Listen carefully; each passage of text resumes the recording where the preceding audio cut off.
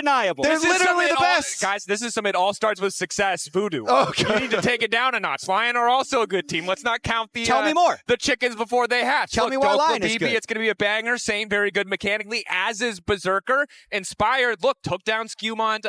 Well, at MSI last year, Worlds, we kind of glossed over, given that FlyQuest was falling apart, but that's a different story for a different time. As we get to picks and bans, big eyes are naturally going to be shifting towards the top side of the map because BrokenBlade and his counter picks were the center of the story around G2 upsetting T1 in that series. And their draft plan in the T1 series, I think, was exceptional and was also consistent. They kept the same 3 bans in all 4 games of that series. It was Jace, Vi, and Orianna. They keep the Jace ban for Dhokla, who's good at Jace, but I will be curious to see how that stays consistent throughout the match. Are they going to leave Orianna up with just banning the Fury and Nocturne off the table? I mean, they're hesitating quite a while on this last ban.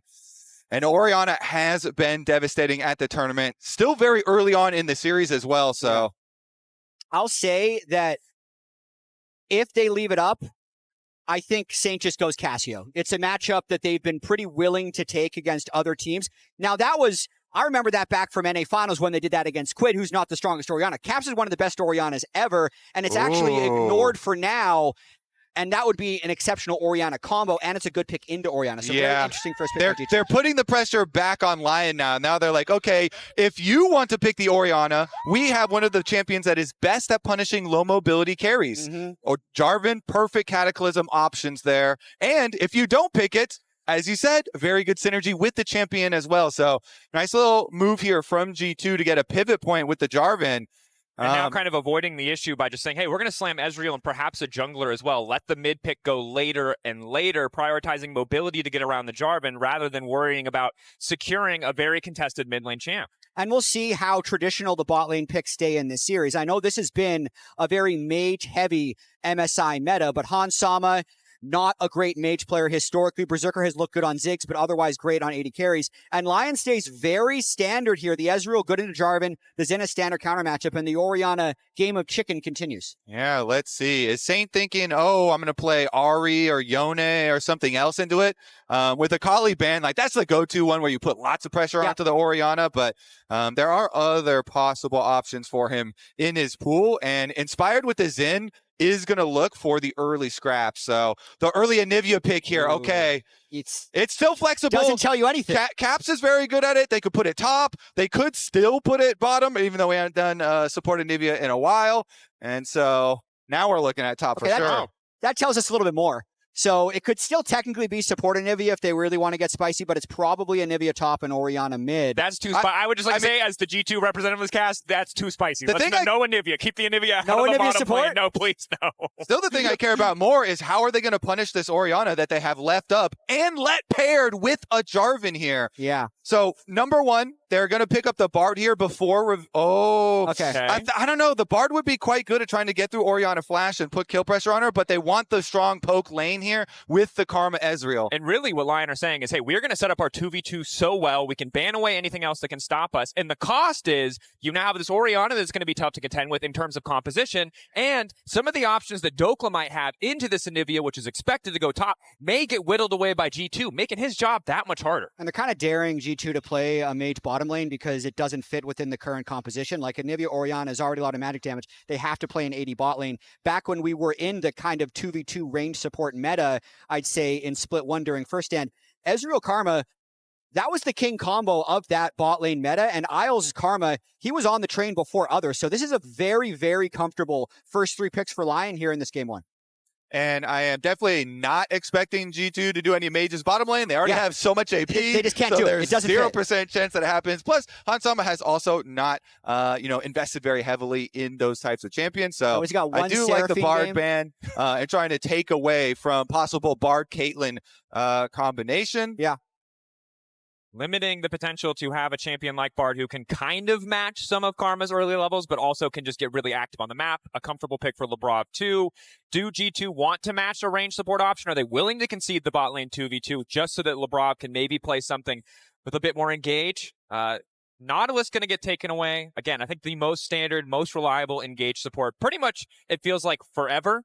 maybe dropped out of the meta once or twice, but that's the priority. G2 now get one final ban here to maybe limit what Dhokla can bring out up against BrokenBlade. They already took the Gnar away, which was one of his best individual performers in their previous series. Yeah, and a lot of the top laners, have been so frustrated with Anivia top because they're like, well, there's not really something where you're going to pick and you're going to win. So you pick and you have these other options like the Gnar and like the Cassante where you're still going to be useful to your team and not lose too much is kind of the goal there. So let's see what LYON decide to reveal first here. I mean, I'm still on the edge of my seat for this answer into the Orianna from Saint. Again, he has all these options for looking for pressure. They had the Xin early, so they want to see if they can add on one of the Saint specials. He is very good, Drakos. This is a very, very good champion for Saint. He has had some all-star plays with it, and it got buffed since he had some really big carry performances in the LCS with it. Agreed, but the ego here is insane. Like, to give over Orion game one, say, we don't care what you ban in phase 2. They end up not throwing any bans because G2 is so comfortable with the Orianna matchup.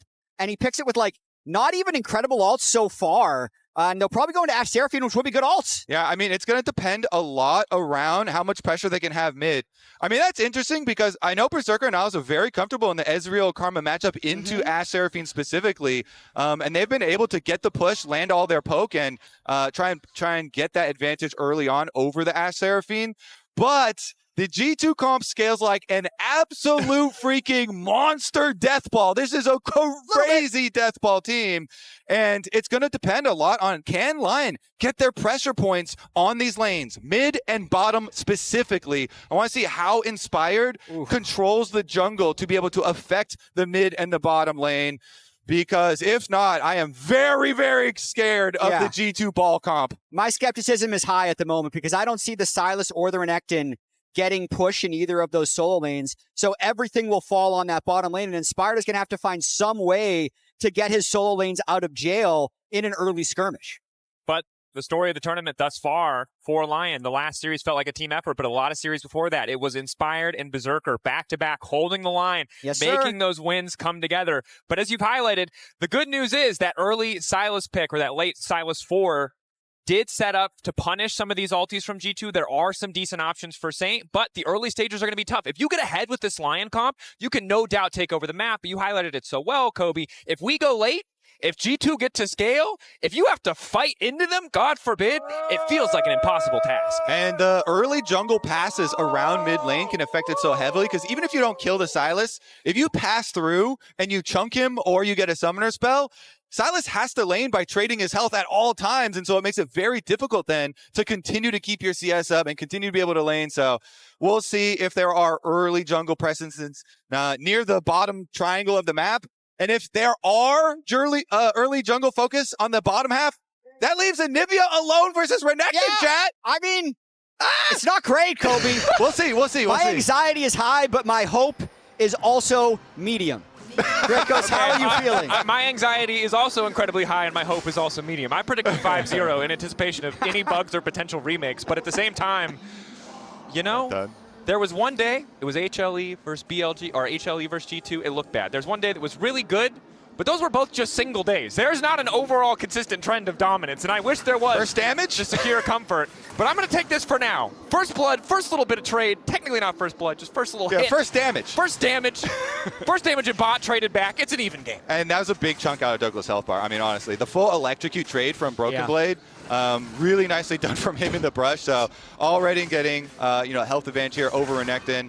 And Renekton wants to try and build up some fury off of that wave, too, to be able to operate. But we'll see how they go, because bottom lane is supposed to be our pushing lane, and it depends a lot on do you land your skill shots against the Ashe and Seraphine. And currently both junglers are pathing top to bot lane to see if either side can get a really big amount of chunk damage. Dhokla is going to be in pain for a lot of this lane phase. You almost need to find a window to gank to make that lane better. Otherwise, Dhokla's going to have a really tough time. Yeah, the thing is, I think you have to tell him, Dhokla, you're going to have a tough time.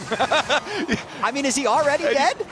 He's getting walked down now. Went in for a bit of extra healing off the Cold and Meek. Slice and Dice already used, but BrokenBlade long cooldowns, but a lot of auto attacks for free when the Renekton is forced to back away. Because at least for me, the vision to win the game for LYON is around the mid lane and the bottom lane. And so sometimes you just have to tell Dhokla, hey, it's going to be a tough time. But we'll see. We'll see if they actually invest because it's a tough time already. Level 3 does make things a bit better, but obviously there's a reason we're so excited about this matchup, and it is not only natural regional rivalries over the year. Oh, we're going back. But the constant back and forth, the absolute destruction of hope for one region or another. We're always vying to take down the LCK or LPL. In pursuit of that, we're usually knocking each other out of tournaments. Why are we only including the EU wins? These are painful years. Yeah. The early years were very bad for us. Hey, we found one. We found one, yeah. We found one. The EU early years were bad, Jatt. There's not good tape from the early years, my guy. I'm sorry it has to say. been trending upwards. Another one. Look at this. Another good one. Oh my God, the memory lane On here. Independence Day, the graphics are devious. That is... Dude, we even skipped a lot of the number 2 seed stuff that was happening, or even the Worlds playing, but there were so many giant moments back then. I mean, even the first one, Hans Sama on that Misfits team were considered such underdogs against that 2017 TSM team.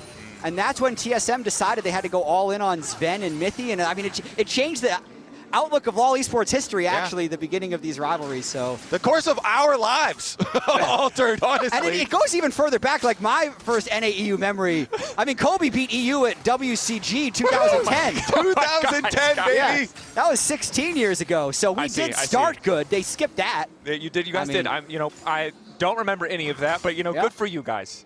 Staying strong. Who won Season 1 Worlds, by the way? I can't remember. I do want to focus on the game because we're going to get our first gank, and their ping's in mid, and they're going to go mid. Uh-oh. Already used the abscond.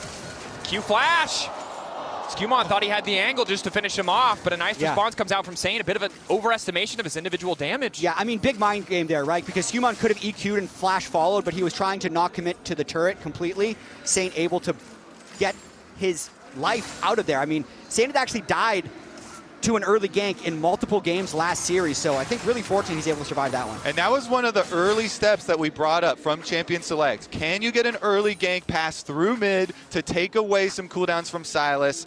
And they do trade their flash. It is worth for jungler to trade their flash with the Sylas mid, because now Sylas is going to have to call for jungle support to get vision around his lane. Playing into the Orianna without vision around you would be very, very difficult, and so I do like that Isles on his first reset there for the Karma went immediately get the control ward and get the vision through River. An opportunity now for the next few minutes to maybe capitalize on that missing Summoner spell in the mid lane, especially as Caps gets closer to level 6. SkewMond, as well as Inspired, both really just ticking over to level 5, so it's going to be a bit more time before we get those jungler ultis online and available. Similar story for top, though, where Dhokla has done pretty well for himself.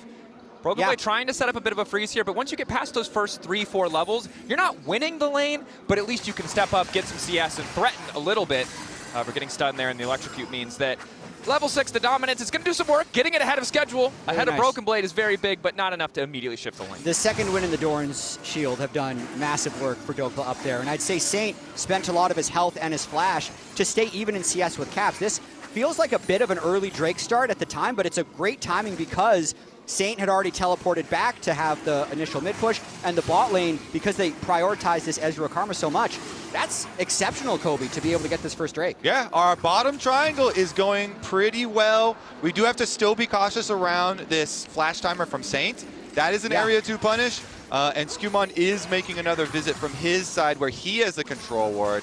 But honestly, with Scuttle Crab spawning on that top side too, I think he maybe does a little wrap around here. Now they're going to test Dhokla. Looks like he actually cancels it, and they're going to secure the Crab first. Get that level 6 for the Jarvan. When you have Cataclysm, then you for sure return to that mid lane and see if you can get some more out of Sylas. Root connecting. Exchange for a root, as Ashe already had procced the slow onto Isles, but neither side able to find 100-0 all in. And of course, Berserker packing the cleanse means it's going to be tough to find kill pressure in the isolated 2v2 here in bottom lane.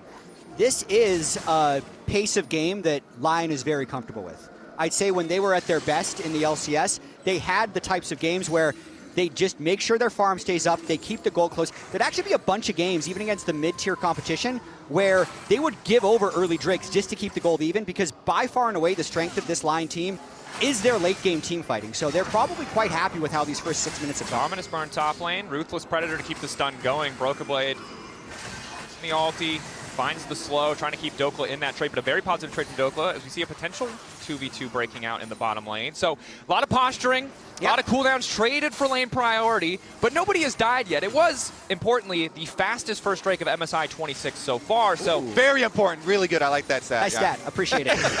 We had Caps on the desk after his T1 series, and he talked a bit about the scrim set they played against LYON. He said that was extremely bloody, a bunch of remakes, the opposite of what we're seeing here. Roam from Saint. Nice angle to connect on Labrov. Hansom's going to need to body block a bit here, but Saint's already on the way in. Good sidestep on the Hipscond of Duct. Flash out from Labrov. Arrow body blocked by Berserker. Both sides somehow walking away. Okay, so it is cleanse and heal for flash and heal off of Labrov, and with the roam timer there from Saint used to get the extra summoner spell. See about that dragon, because the summoners for Labrov, at least the flash, won't be up for that big team fight. And we have seen Seraphine ult flashes have been crazy in turning some of these dragon fights. So maybe LYON will get to keep their dragon stacking going. And we do see the Grub's about to spawn, already reset, potentially a look towards the top side of the map. Berserker is still going to go bot, but Isles is at least posturing up there. And crucially, Isles level 6, not big for Karma. But what is important is that Labrov is not level 6. We'll make it that much harder if they want to try and contest. And Labrov, even without his flash, feels confident to go up to the Raptor Pit to get that ward. And they're pinging. They're tracking because of the camps that they saw down already. That Inspired is on the bomb side of the map, so they feel confident. He's re-clearing, and they can get the setup for themselves onto Grubs. So I think that is G2's. They're going to secure that one for sure. Yeah, giving it away, and Inspired's going to try and take a little bit of pressure on the bottom side here. So using this timer to maybe try and cut Labrov off, or at the very least, clear this vision. Han's trying to backstep, gets away from the wind, becomes lightning. Root does not hit. Hans did use his barrier there. Hansama, no arrow. They're immediately just going to follow up. Instantaneous Crescent Guard. The ulti comes in from Labrov. It's just a little bit short. LYON, clean, effortless dive. Follow-up ulti coming in from Berserker. Just a bit of chip damage, but ultimately first blood to LYON. The calculation from LYON. You go for Grubs, we go for cross-map play. Now Dhokla's under attack, though. He should know his weak side. Wall coming in behind. No way to escape, no slice and dice, but still chasing down BrokenBlade. BrokenBlade has to be careful here. Dhokla hoping he can flash out to safety, gets him a little bit closer, but BrokenBlade takes him down. Good cross map by SkewMond. You could see Dhokla couldn't quite get the wave all the way in, and it was really good timing for SkewMond to trap Dhokla before he could get back to his turret. Yeah, Dhokla on the weak side up there. When LYON had made all these calculations and these calls, hey, they're doing Grubs, so let's go dive bottom side. Let's punish there, and they successfully pull off the play. But Dhokla at the same time wanted to egg BrokenBlade, and so he ends up trading flashes there. Does not get the egg because SkewMond had extra stuff to do it, just taking Grubs up there. There's got to be an element of baiting there for BrokenBlade, right? Dhokla's been in this difficult lane this entire time. He finally sees a window to get a really good trade and maybe get a bit of an upper hand in the lane, and it ends up backfiring. And honestly, since we are coming out of such good series from both these top laners, look at how big Dokes was in the previous series and how big BrokenBlade was, especially with the Kled game, but truly the entire series. The top lane matchup here, they are coming off of such good series for both of them. I mean, that Kled game was just legendary. He had 15 kills against T1. Actual legacy game. It's the most kills a top laner's ever had in the game at MSI. It ties the international record for kills in a game for a top laner. There's one of the best top lane games someone has ever had, and he could have had 16 kills, but he decided to kill the Nexus instead. How insane is that? Which I think you take it. He could be in sole possession of that record, but instead, happy to might be a big Drake fight here. The first time is Caps is setting up. Currently just set to be a 50-50, but LYON are stepping forward, threatening for more. W flash from Inspired a bit awkward. Finds the initial knockup onto SkewMond, but has zoned him enough away that they can get the uncontested smite. Shockwave onto only Isles. It's a bit of an awkward start for G2. Saint looking to find some impact with this arrow. Good sidestep from Caps. Uses the movement speed from the heal. But as much as we wanted a bloodbath, as much as that's what we heard happened in scrims, there's not a lot of blood or bathing happening on the Rift right now. Top lane at least giving us a little bit of action here as the Dominus is forced out. Yeah, very necessary ult right there from Dhokla to get the extra health to survive the electrocute proc from BrokenBlade. on bottom side too, you know, Isles soaks up that the shockwave from Caps. He does not flinch. He does not flash out of it. He's like, yeah, I'm fine with just the heal. He soaks it, and then Berserker, after the shockwave is used, can go in and they push their way right back out after taking the dragon. So LYON, everything is still going according to plan. You know, they're trying to play off the bottom triangle, as we said, keep those dragons stacking, play towards their soul. But I think the good news for LYON is oftentimes when you see topside objectives like the Grubs traded for Dragons, usually the topside objectives also come with a gold lead. But Berserker, 20 CS up over Hans, single-handedly ensuring that they not only have started to stack the Drakes on a Hextech Soul nonetheless, but they've also got this gold lead, which while small is significant because it's the difference of having this Trinity Force Ezreal, a very expensive first spike in the next fight, and not having it. I mean, we look at the gold, not only does it line up with who we think the top performers on LYON are, it also lines up with what should be happening. Like, these are tough solo lane matchups that Dhokla and Saint are playing. And look at the map right now. So they've got the extra teleport for LYON, so they're keeping the split push on bottom side while G2 are overloading top. And LYON have the choice. All right, are we just going to trade and keep Saint on bottom side? It looks like that's the call, and G2 will make the push for the first turret bonus. So here's the question.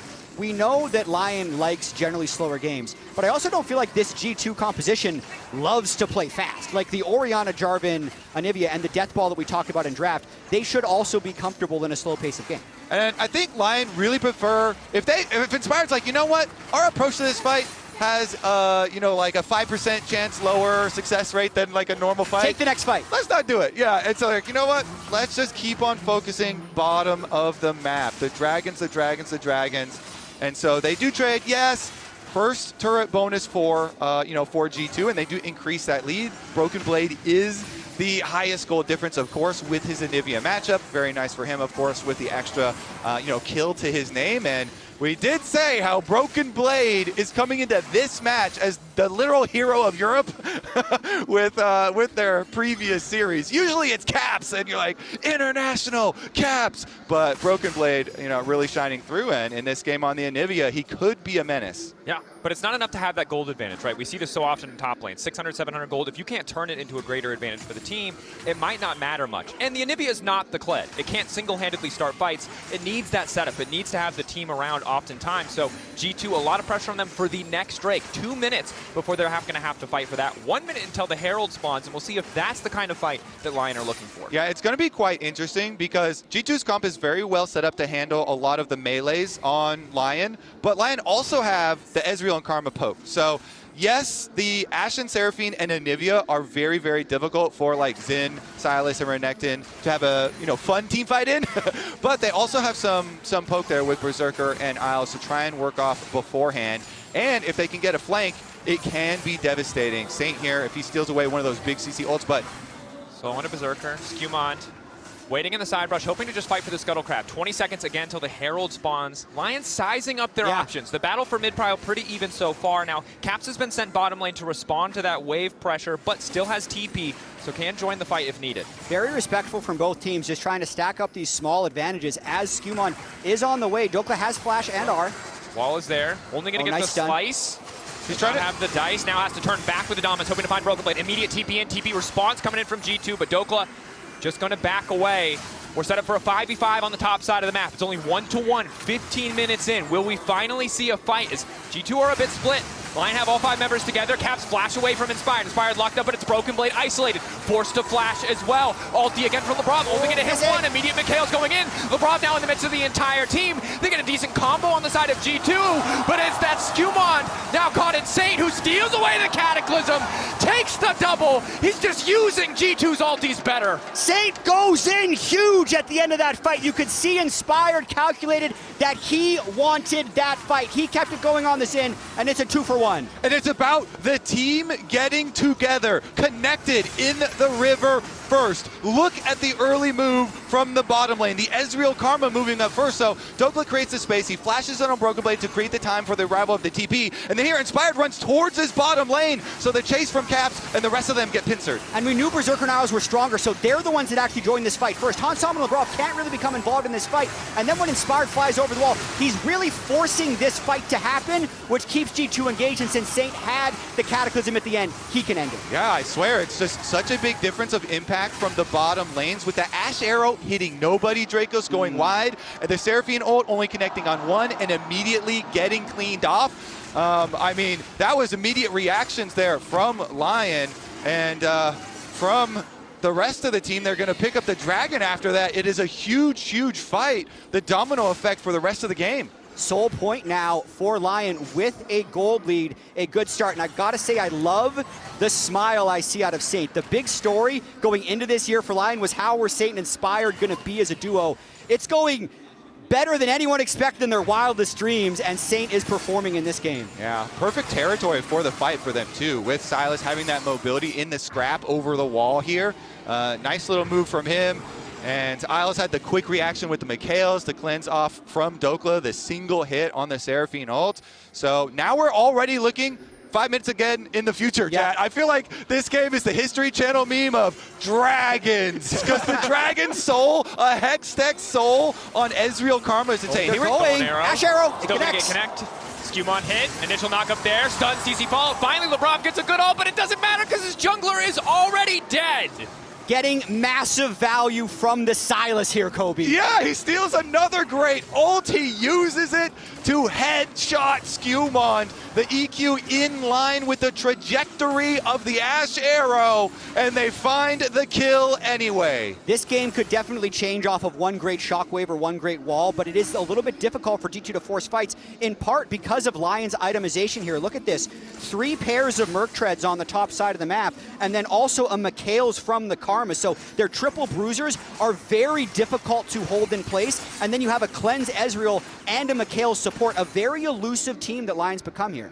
Very true, and of course the difficulty now is with LYON having 3 Drakes already. They're very likely to get first set up on the 4th Drake, and you can see the picture-perfect team fight for G2, but you can see the bad version. It's the version we saw before, where they're not grouped up, when they can't get all of those ultis together, hitting multiple members, whereas LYON, they can play from multiple angles. They want those little flanks. They want to split G2 up. They already did it once, and if they do it one more time, it means soul for them.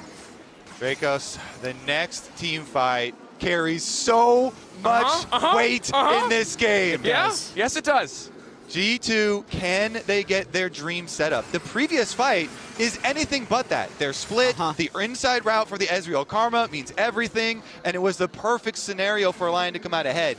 But, as you say, if G2 can utilize their vision-gaining tools to hawkshot and approach how they want to actually construct their team fight, I think it could be a completely different story, and me and Jatt may end up crying.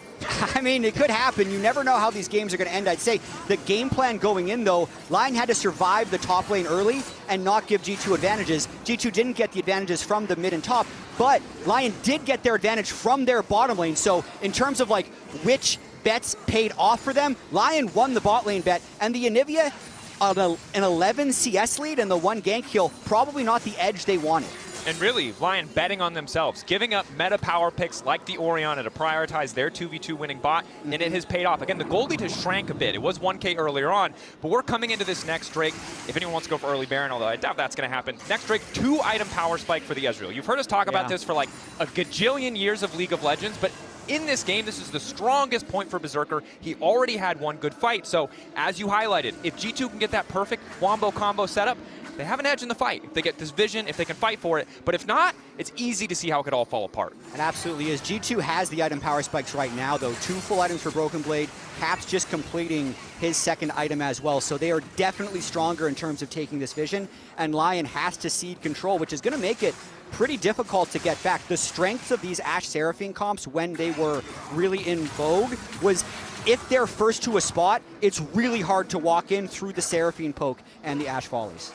Yep. Saint gonna collect the rest of the gold off the top side of the map, pushing while G2 get this setup that you're looking at on your screen right there around the dragon, and that is key. As we said, the setup for this fight, now that everybody is very, very, very close in power, pretty even. If Saint finishes 2nd item after getting the rest of the gold from top, which I assume he's doing right now, then there we go. We're gonna be even Stevens basically going into this team fight. And it is a lot about the setup. So now, though, with the reset from G2, they just invested all these control wards, and looks very easy for LYON to move in and just clean them out, just like that. Yeah, very nice of them, and Anivia had to go catch top. Pet peeve of mine, Saint always builds this item on Sylas, even when he's solo AP. He doesn't have the team benefit from Shred, but I had to point it out. I don't think it's optimal. It is a Saint special. Good news for him is he gets a lot of other things from his team composition. Is now we're setting up for a trap in the jungle. Labrov, just barely getting away from the wind becomes lightning. So we've opted for G2 priority on bot side to enter, but the crocodile in the brush here, I mean, he's so far away, I don't know if that matters. He could at least pressure someone if G2 decides to engage. He doesn't really do anything if he's walking straight up, so Dhokla has to hold the flank. Oh man, he's got a good flank though. Battle Herald. Oh, especially with SkewMond running away. Where's it going to go? Saint ready to come over the wall. Dhokla ready to go from behind. The Seraphine being pinged out already. He's just taking it for a lap, baby.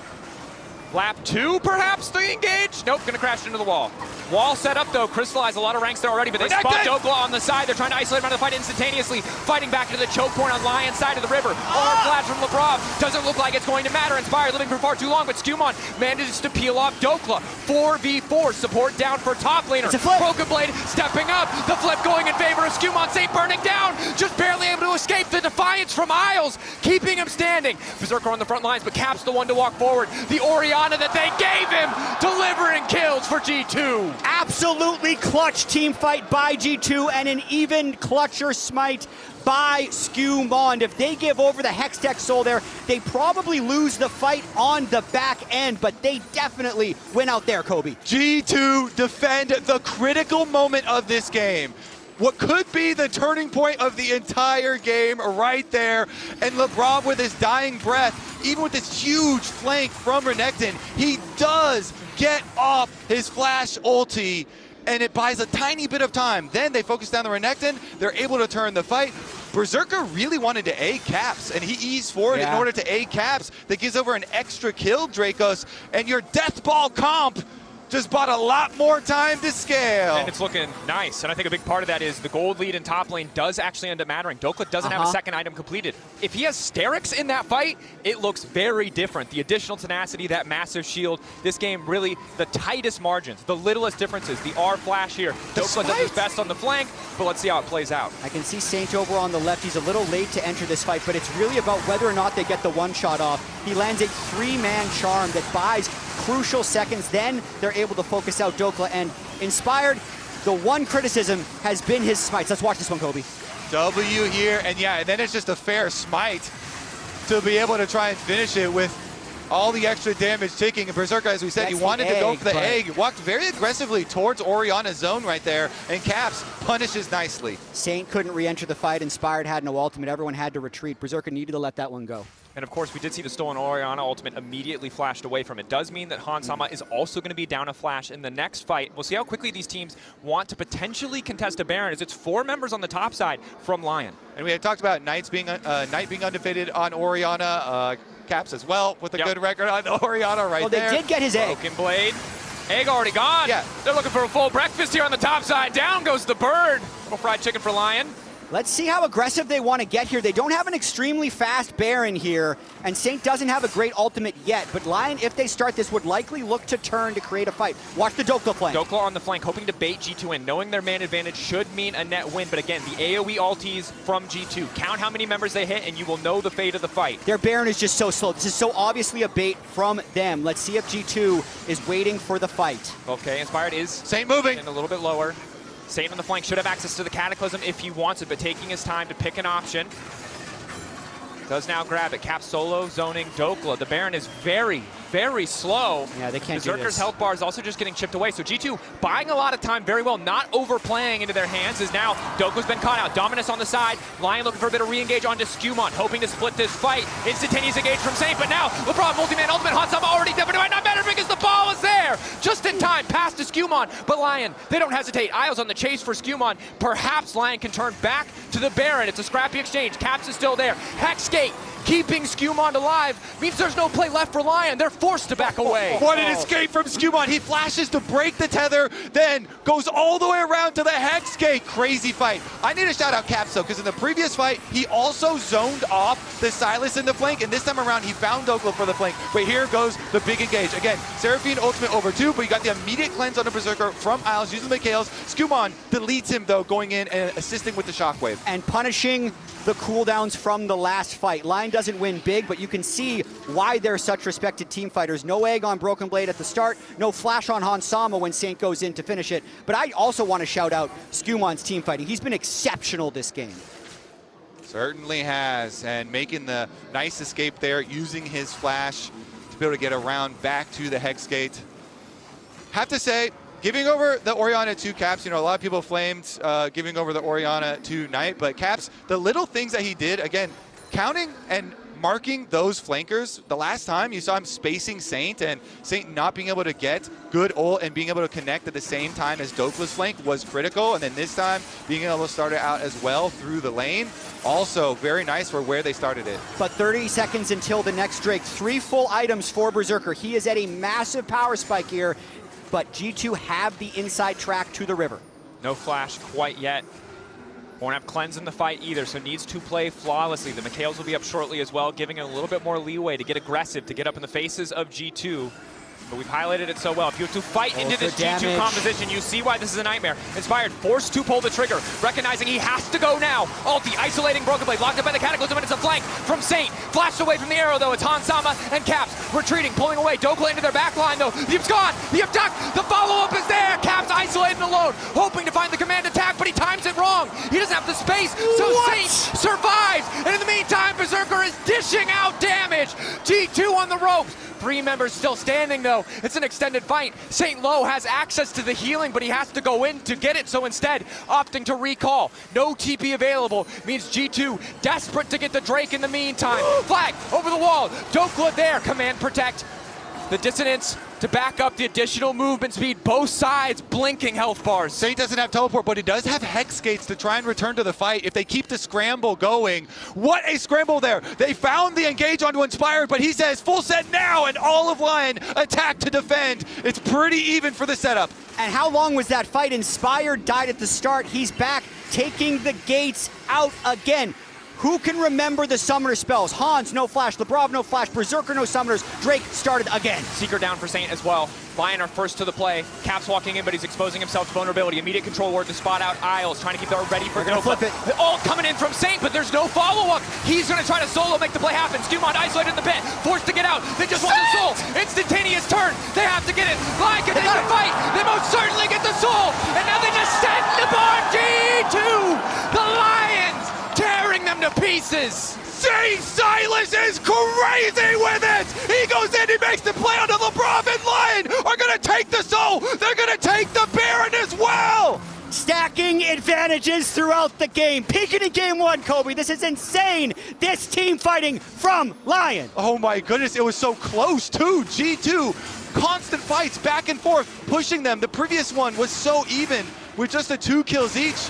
But this one critically means everything with the soul, with the Baron, with the map control. G2, they need to go into damage control now. They have to defend very safely your jungle income and at your towers. I mean, this was crazy how much time Saint bought. He gets the charm onto Hans, but crucially pushes everyone on the fight to the left so the Dhokla Inspired can push SkewMond out of the pit and buy them time. And then the craziest thing is they still have the re-engage after it. Incredible stuff coming in from the side of LYON. Again, the recognition to back away, realizing Saint has bought you the space you need to secure that objective uncontested, instantaneously turning on SkewMond to make sure there is no chance for a 50-50. Doesn't matter if Inspired's missed a few, if the enemy jungler cannot participate in trying to take that objective. A massive fight from Dhokla as well highlighted, Jatt, and the damage numbers are only going up for the side of LYON now that they have the soul. Yeah, the fact that Saint escaped back to the dragon afterwards too was crazy after that commitment in. Yeah, because that was the ending fight, the beginning fight. Like Saint basically 1v2ing to kill Hansama, getting out of that initial fight with like 10% health so he could base and take the Hex Gates out. It's all connected. I mean, look at the game this guy's been having. Lanes into Caps's undefeated in 2026 Orianna, stays close enough, finds the skirmishes, is currently sitting 5-0-4 in this game 1.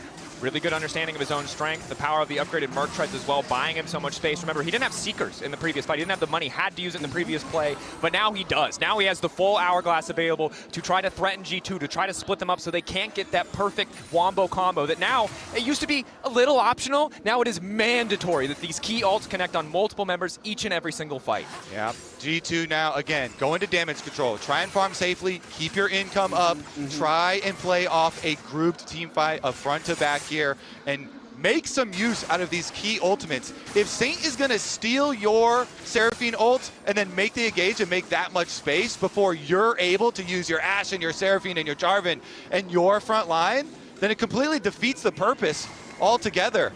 Berserker just completes Endless Hunger as well, so 4 full items on this Ezreal. 313 CS, 10 CS per minute, 1,500 gold over Hansama, and the Hextech Soul Ezreal poke is just absurd. LYON, especially with the Karma and the 3 pairs of Merc Treads, I don't feel like they're going to go for a hard engage. They just need to bait and poke G2 and then take the fight if G2 brings it to them. Exactly. It's the dream soul for this LYON composition. They rolled quite nicely on that one. And so they're going to do the 3-1-1 split push here. Just a slight variation and keep Saint on the bomb side with his teleport. Again, he's a level 16 Sylas with his Zhonya's huge playmaking potential even without his flash. I mean, 1-3-1 or 3-1-1 is a little bit risky. A lot of teams, if you're up against an Ashe, you'd want a more 4-1, but they're getting away with it for now. Saint able to get the solo gold and pretty much the entire turret.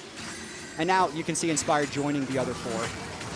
I like this. Additional gold, 4,000 gold advantage on top of the soul as G2 are forced back here. Shockwave onto Dhokla, hoping to get a pick, but instead they're kicking off a fight. Caps isolated, ulti from Labrov, good, but an immediate cleanse comes out from Berserker. Dhokla still able to walk away. Wind's becoming light, and SkewMond's in trouble. Just barely able to walk that one off. No true shot barrage there, but now it's Labrov getting sacrificed to the Lamb's LYON, going for the throat. Finding that single kill, still have pressure in the bottom lane. BrokenBlade trying again to make the difference. TP into the bottom lane as well, but it's going to cost them the inhibitor just to go for this play. Saint looking to find a way out. Healing there, extra 400. Caps forced to flash back. Saint, 2.5 seconds. Gets space for his team to get out in the other play. Wants to go in. Nice sidestep from Caps. Means 1,000 gold shutdown. That is a huge shutdown for the hope of Europe.